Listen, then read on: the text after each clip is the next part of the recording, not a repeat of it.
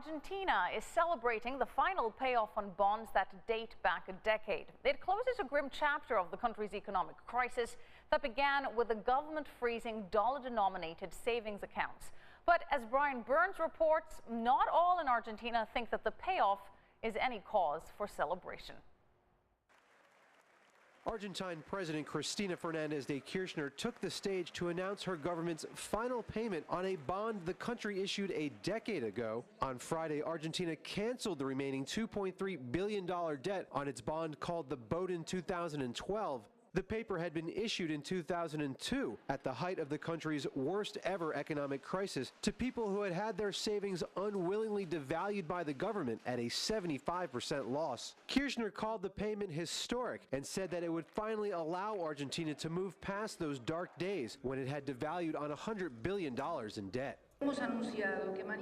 We're paying the debts of the state that came from previous governments, but this government has to assume the responsibility. At the same time, we're increasing salaries of retired persons. This means the possibility of growth without cuts. This is the grave problem which Europe is not able to understand.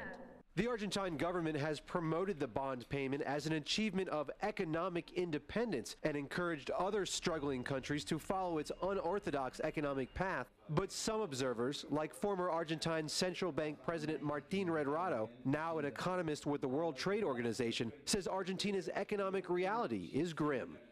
Is the country better off than it was last night? My answer is no. The key problems that we have is inflation, exchange rate misalignment, lack of production, lack of growth, lack of employment.